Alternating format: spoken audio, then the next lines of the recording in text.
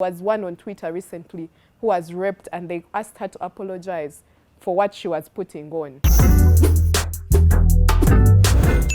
Welcome to the third season of Black No Sugar. I'm glad that we're back. Same script, just a different cast. With me is Tendo and Anna, who will just introduce themselves. Yeah. My name is Anna Namudu, and I am a feminist and a writer interested in social activism. My name is Namata Tendo. I'm a feminist, a Ugandan feminist, and I'm interested in social issues as well. Thank you, ladies, for introducing yourselves and for accepting to be part of Black No Sugar. We are at Aleph Cafe at Kanjocha Street, so if you hear any feedback, that's them just getting your meals and coffee ready, so pass by whenever you can. So today we'll be talking about cancel culture, a subject that I know each of you has interfaced with, either in your workspaces, but mostly on social media and especially on Twitter. Yeah, so would like to just understand from you, Anna, what you think cancel culture is. What does that mean to you? So what I understand by cancel culture is that it's the exclusion of offenders, if they are individuals, or the boycotting of entities for engaging in something that is offensive or that's against the current social norms. Yeah. Yes. So what people do is exclude the offenders by either boycotting their products or throwing them out of social spaces, either online or even offline, and encouraging also other people to exclude them from social circles and society, basically. Yeah. So you basically denounce someone or something or a brand, right? Yes. Do you agree with that, Tendo? Or do you have another understanding of what cancel culture is? No, I think I have pretty much the same understanding as her. I feel like we're human beings and we're not machines. We don't come with factory settings. And we change our views and points of views at, in several instances. Like maybe 5 years ago, if you told me anything about feminism, I would be like, pray the devil, out of hell. And I had all these other views. And I evolved, which is different from calling me to accountability, which I think many people confuse that with, is that I want to be accountable. I want people to say, I think what you did was wrong. And I want to look back and say, yeah, 5 years ago, I said complete trash. Yeah. And I said it in public. I said it on Facebook. Does that mean I'm a bad person? No. It simply means that I had the space to grow through my feelings and to learn. So ideally, I wouldn't agree. But in some instances, like let me say when they were calling out R. Kelly, it makes sense because his videos have teenage girls in there. So if you boycott that, you're actually saving the victim. Yeah. So in that case, yes, but in many cases now, it's like, I can't have a different view. I can't evolve as a person. And we're people. Yeah. We do grow through things. Even what I'm saying now, I don't know, maybe 10 years from now, I'll say, that was trash. Even the most outspoken people, like Mandela, we did things and now they have evolved to become better because the world is progressive and at times we can't keep up. As I'm still getting this wrapped around my head, someone yesterday said, why don't we abolish prisons? And then as I'm getting that around my head, someone will say, why don't we do this? Yeah. So because of that, fast progression, I think for me, it's not needed in many cases to do that. Yeah. But also maybe just before we get into whether we think that it's a valid idea or process or initiative, and which I think has become very common today because of feminist movements, really mostly, right? What is it rooted in? Yeah, because I know that cancel culture, for example, is rooted in the need for accountability.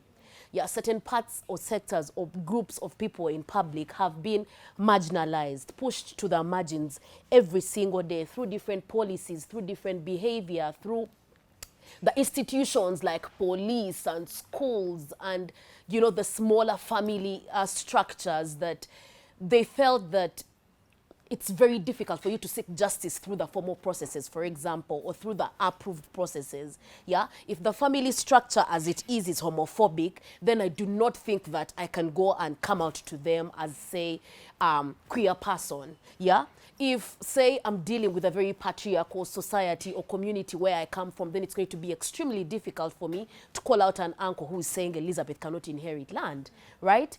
So it's rooted in the fact that there was need for accountability, and many groups did not feel like they were getting the kind of justice that they should get, yes? So public accountability is associated with shame, right? And you being denounced from the core or from certain privileges that you're enjoying, right? And that way you're going to feel shame and change. Or let's just do away with you and not hurt any other people. Let's have Robert Kelly go to prison, right? And save the teenage girls that would like to get into the music industry. That's really where I think it stemmed from, right? So do you think that it will be serving justice for many of the people that have felt that, for many victims, for example, of sexual violence, sometimes, not all of them, yeah, sometimes many would like to just hear someone say, I believe you, and I do not think that person A should be allowed in that space because of what they did to you, right? And when Tendo speaks about, these days it's been overdone, you know, it's more acceptable in certain instances and not acceptable in the others. I don't know what you think about that, Anne, especially stemming from where it's rooted from and what it's doing right now to different communities. I am an advocate of cancel culture, but I need to also add that I think it's not an end in itself of justice. I think it's a good start for alternative justice, and also it's a good start for exposing the gaps in the justice system, because like you have said, it develops out of the default of the legal procedures. You know, if those defaults mean how long it takes to get justice, what you get even justice for. And in reflecting on it even before this conversation, I realized that the most useful thing about cancel culture is that it's actually addressing things at the root. People are not, according to the prevalent things that people are being cancelled for, there are some extremes like rape, but then mostly cancel culture is working around people who contribute to the culture that leads to the crimes, you know, that leads to the crime ultimately. For instance, if there is a rapist, the rapist will be cancelled or thrown in jail, but the one who protects the rapist will be cancelled by merely saying, what is her side of the, but what is, I want to hear their side of the story. Yeah. Cancel culture comes out to point out victim blaming. It comes out to point out how people try to be elusive during the justice process, especially of complex crimes in our societies that are rarely acknowledged. Like you go to police and go through the same thing. So they cancel people who support these cultures. And I think that this is the use of cancel culture to grasp things at the root. Yeah. However, and I understand Namata's concerns in it. First of all, it being prevalent everywhere exposes the gravity of the problem, but also the scope of it, of how so many people go without justice, how so many marginalized people who are less powerful, because cancel culture is basically a movement of marginalized people who are speaking truth to power. So it's being prevalent now just exposes the scope of the problem and the prevalence of it. So I get where you're coming from, like the fact that it's addressing issues from the root, yeah? Yeah, the fact that the police may not be able to arrest Elizabeth for saying, but the way she was dressed was problematic and that's why this person was raped. Yeah, there's no system that's going to, you know, to arrest you for that. But that particular system, those particular words that you keep saying, perpetuate rape culture, right? That means with cancel culture, we are addressing even these other things that seem small, but contribute to a huge, to accumulatively, yeah, becomes the bigger problem. But also maybe we could just speak about very quickly about how effective it is as a system. Because I know that, I want to say we are gambling really with the system, yeah? With the formal justice systems, for a rape case to go through a whole justice system, it's going to take you a lot of money. It's going to need you to have a strong lawyer.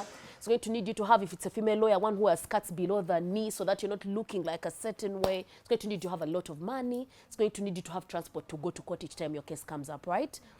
And I know that we are trying to fight all those barriers by saying, let's eliminate person A who is causing the problem.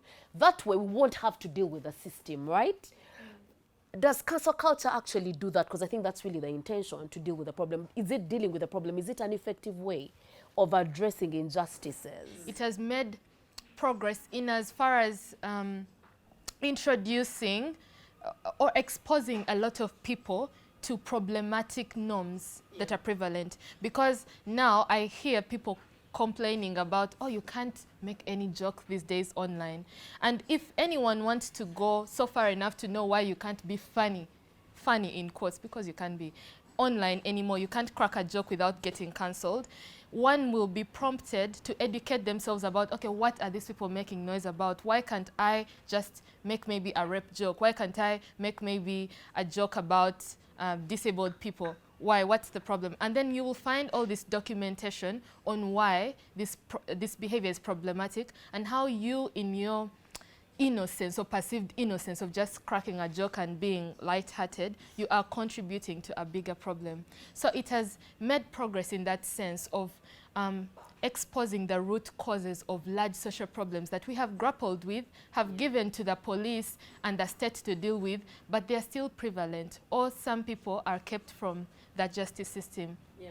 But I find my critique towards the cancel culture is that people or the practitioners of it, okay, I don't speak for all of them, but I feel that they treat it as an end in itself, and that is the problem. Because one, there must be so after being cancelled, what next? Can we sustain cancelling people in this society where, of course, we are social beings, and eventually these people we have ostracized or excluded from society will wither their way back in, or they'll be their support systems.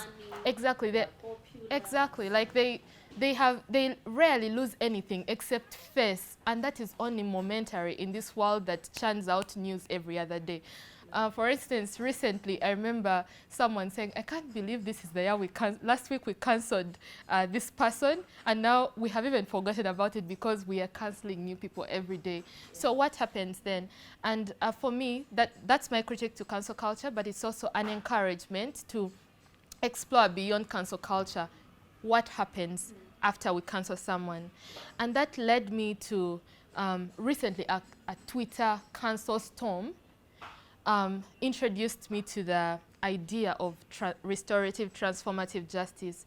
And I'm so glad that there are some geniuses who have already done this work and are thinking about it and are putting it out there as an alternative justice system that continues after cancel culture, which is a path of redemption and a path of healing for the one that has been offended, because you will cancel people, but someone remains hurt here. And sometimes it's satisfactory to see someone in jail, like your offender in jail, right? So, but when they're out of sight, is it really out of mind? So what do we do to provide healing for this person? And then for the offender, because the truth of the matter is that I think it's not, cancel culture is not witch hunting, although it has been associated with it, or as these kinds of justice systems that are quite abstract right now, we all eventually become victims to them. And when we are cancelled, what do we want to happen? And for me, I think that is where we should start, the conversation.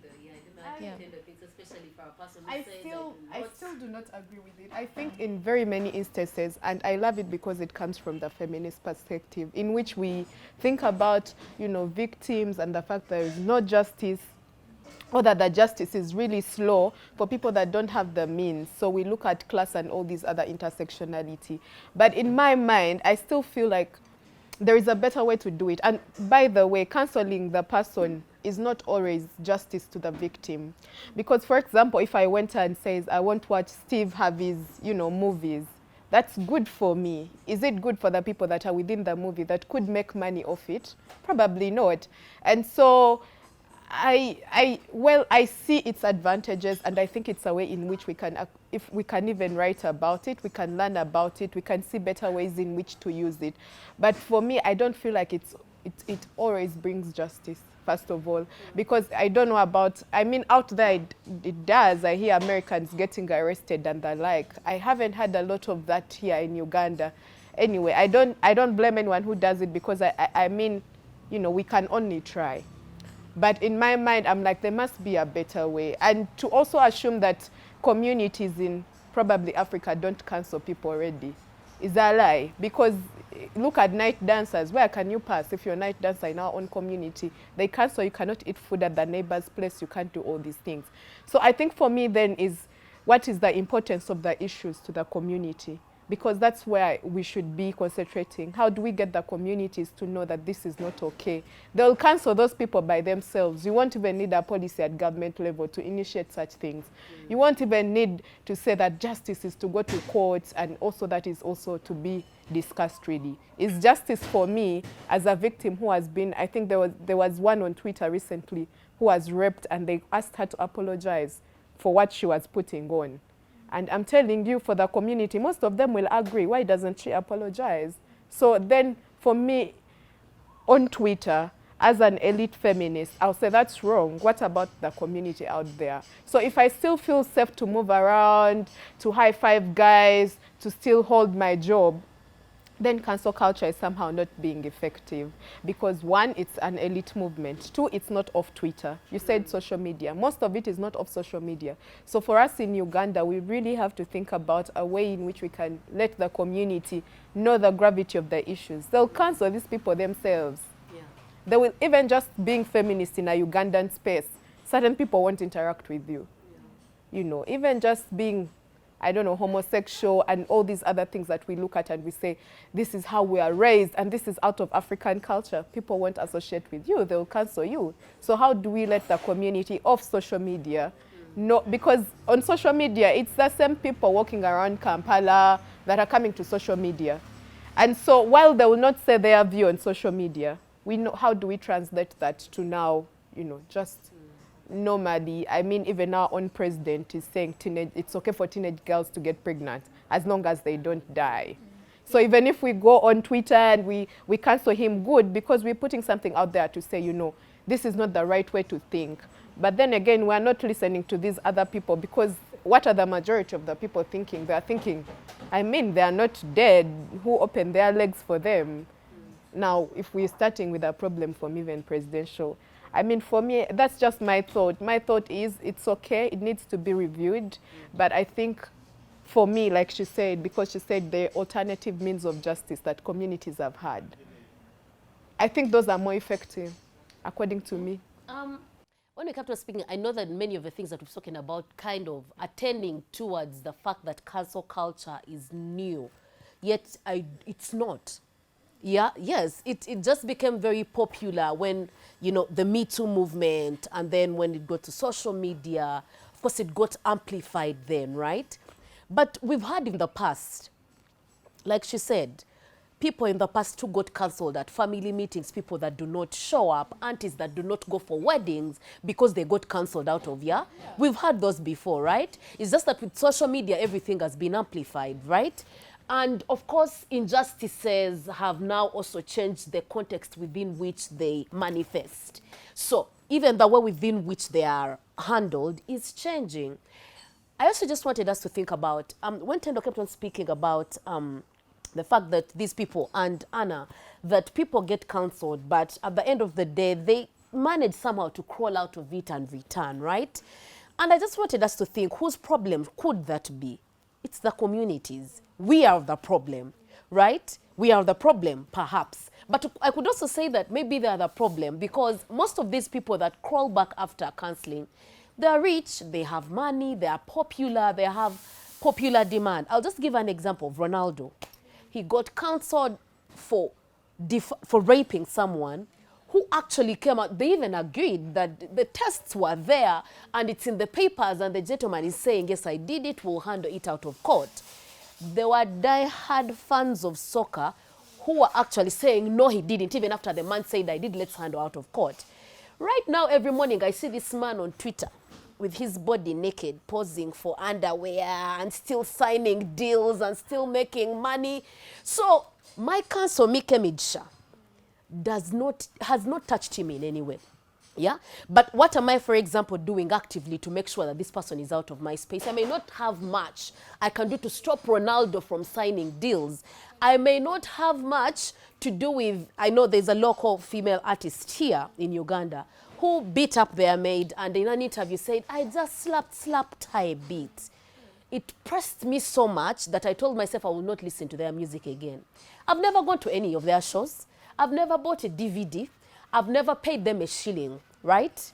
So, of course, someone might wonder, so you came in boycotting this person's music. How does that affect them then?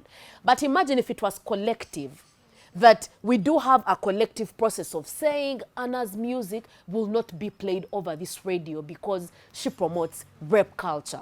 Yeah, so it really takes us back to what we think, who is the problem, why isn't something working? Because for our system, for our movement, which is, you know, made up of people from all walks of life, for it not to work, it must stem from somewhere, right? And me, really, that's my opinion. The fact that maybe it's the fact that you've cancelled someone, but you still associate with them, right? The fact that Kenyans cancelled Always because of these many effects it had, banning of the girls that were using during their menstrual period. And the fact that a supermarket still sells Always is that you're giving these people money, so they'll continue to operate. So if I decide as an individual to stop buying Always products, it means I may not have such a big effect on that company, right? It means we have to have Tuskies, we have to have Masters supermarkets say we are not bringing in these products. I feel like that's really easy for companies if we have collective effort, right? It's not easy, but it's easy to see that it can work. But how about for just individuals and communities like myself? Or like a friend, a guy who maybe comes and rapes someone or defiles a child, or an uncle in a family. How easy is that, and how effective is cancel culture in handling those kinds of problems? I think that it's okay to cancel such types of people, but Is it also easy though? it's a class issue really, because you can afford to say I won't talk to my uncle because he raped me, because I have my money, I have my education. I can afford to say I won't buy Always because I can afford to buy something else. So I think for the ordinary person, it's quite hard as an individual to actually cancel. Like you've said, I will boycott the show, I'll boycott the product. What if that's the only solution that the person has and can actually access with the means that they have? Then they have no choice. They can't actually just, let me say, boycott a show when you are the dancer, because that's your source of income.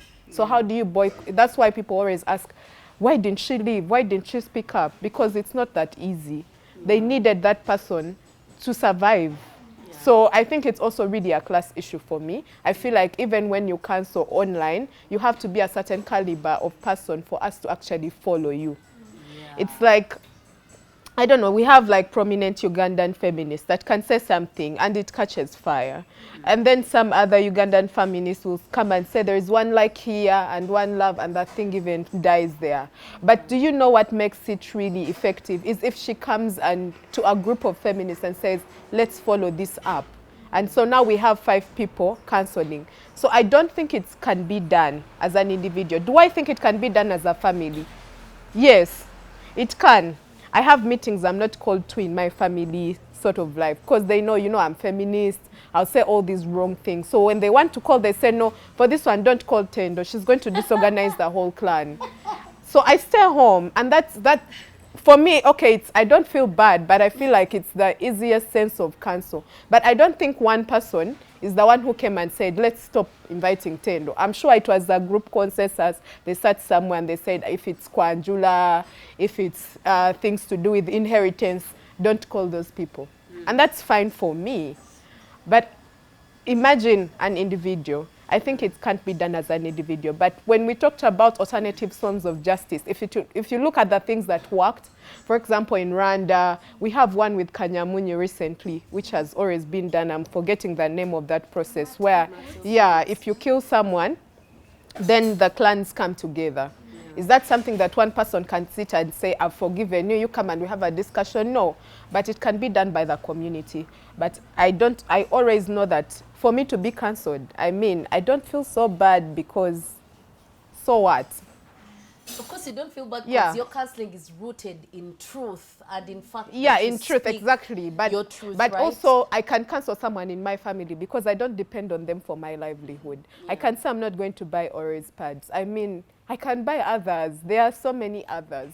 What about people that their only access or their only survival? Like and Oreos pads are even given out Yeah. for free by many organizations to girls that don't have menstrual products. So, then what what happens? happens? It's a class decision. It's Yeah. classist, yeah. I think I agree with you when you say it's collective effort, but also like movements are really collective efforts of, you know, of communities agreeing that this is not something that we want to do. But I don't know what Anna thinks. You know, like for individuals, what do you think is the viability of cancel culture for individuals that are not celebrities? Yeah. Well, just to, of course, echo, there is power in the collective. And, of course, counseling a person as an individual, besides giving you a peace of mind, it doesn't do much in the sense of justice and accountability, even for that person, because, yeah, they can remove themselves from your space. And that is why I am really excited about discovering that there is already a movement of restorative, transformative justice, because what it does is after identifying the offender and the offense that they have done, then there is a process of accountability. They are called, the offender is taken, is tasked to be accountable for their actions. It's a long process that's not necessarily long in terms, but they've tried to define it in the sense that they bring them to acknowledge the harm that they have done. They ask them to be accountable for their actions. They put out their alternative of cancel culture, or the alternative of cancel culture is that they talk about publicly what this person has done so that they can prevent further harm from happening elsewhere, so that this person is identified. But it doesn't end there. They bring them to the process of accountability, and where they also, to transform them, they begin to educate them about what they have done, but also the context that may have led to it. And so this becomes a person who not only is just maybe thrown out of society, but begins to understand the impact of their actions and how maybe to prevent themselves from falling into that trap of crime or going against accepted social norms. And for me, that is, I think, where cancel culture can be effective, because I'm sure even that justice system grew out of cancel culture, but then people needed to see beyond it. And that's what I would want to advocate for as something beyond cancel culture, for it to be effective. Because if we leave cancel culture for what it is, we are human beings, and eventually our weaknesses as a collective begin to impact it, because you get tired of, it's not like tired of counseling, but eventually life becomes so complex that people find themselves in proximity again with the cancelled. Even the cancelled do not necessarily live outside of society forever. So what can we do to make sure that people don't weasel back after cancel culture, and also your guard doesn't go back down until the environment is once again comfortable for the person to offend? Hold them to an accountable process, educate them about their crimes or their offenses, so that you can create one more conscious person who moves consciously in their society. So that's what I would say I would advocate in that place.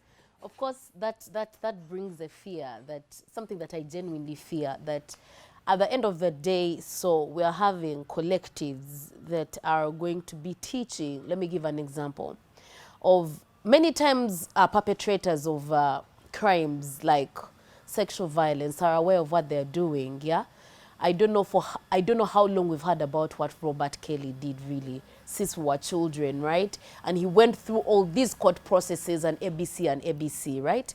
So if at the end of the day, then you're asking people that are victims or survivors, or people that are friends or family to survivors, now to be the ones to teach. I agree with you, there's need to teach. I am a firm believer in let's teach, let's recruit, right? But to what end are we going to do this? You know, it's very hard to build movements. It needs money, it needs resources. And I believe that the core focus of movements should be to protect the least vulnerable, the victims, the survivors, and not waste more resources on teaching people to transform. But that's just me, right? That's just something that I think about when I think about it in the context of cancel culture. That to what end are we going to waste resources? Are we even wasting resources, or we're actually transforming? Tendo is not happy, right? Yeah. So yeah, I just thought about that as we kept on speaking. Like, to what end are we going to do this? Yeah, because I firmly believe that the problem why cancel culture may not work is two-way. The person we are canceling is extremely rich or has resources, will somehow, like you said, weasel back into communities and societies and social media and continue life as usual. And then on the other end of the other person at the deeper end of the, you know, of the river is the person who has no money, is the victim, is the one that is suffering, right? So for every money, every resource that you're collecting, isn't it easier to invest this in this other person at the deeper end? But I also acknowledge, really, there's need to teach, there's need to transform, because that's the only way then we'll have, you know, get to that other end. But I don't know what Tendo thinks. I think you're thinking about justice in a one dimension. First of all, we always assume that the victim will be happy because you outed the other person. Working with SGBV victims, sometimes that's not even there. That's not what, when you ask them what is justice for you, what they want as justice is different. One, we go back into community. I think if we're looking at what we said, restorative forms of justice, like what happened in Rwanda, people are still in the community. You know, people that killed and did all these things are still in the community. So we always have to be careful to know that, one, justice is not the same for all of us. And so we don't push our own justice, because as a feminist, I can push my own sense of what I think justice is and forget about the victim. And that is one thing that we have to be careful about when we're canceling people. Is this what the victim actually wants? Maybe she just doesn't even want his photo to be out because somehow it will be traced to her, and she just wants peace of mind.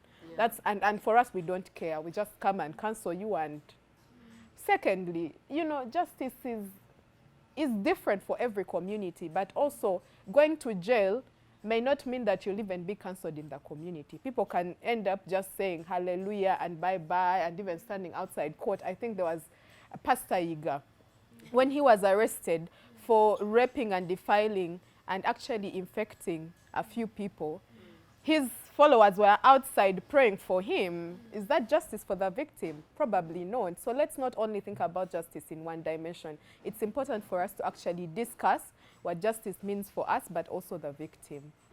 Thank you for staying with us the last 30 minutes of our first episode of Season 3 of Black No Sugar. Don't forget to subscribe to the channel, but also leave us a comment on what you think about cancel culture. Aleph was our home for today. Come around and read beautiful books and have nice food and amazing